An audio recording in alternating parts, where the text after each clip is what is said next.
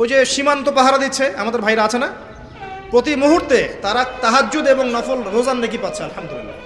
হ্যাঁ, প্রত্যেকটা মুহূর্ত দাঁড়িয়ে আছে সীমান্তে, তারা নেকি পাচ্ছে জানেন, যদি নিয়াত ঠিক থাকে। মুসলিম রাষ্ট্রের সীমানা পাহারা দিচ্ছে, তারা অগণিত নেকি পাচ্ছে আলহামদুলিল্লাহ।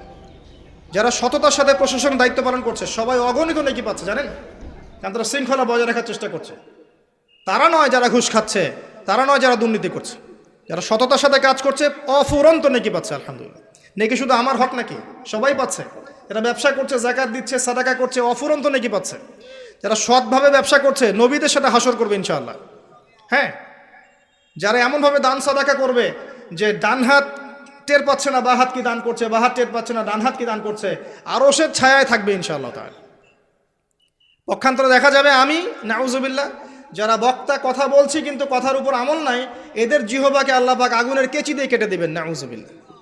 হ্যাঁ, মেরাজের রাতে নবীজি দেখে এসেছেন এই আযাব চলছে। একজন ব্যক্তিকে জাহান্নামে ঘুরপাক খেতে দেখা যাবে, যেন তার নাড়ি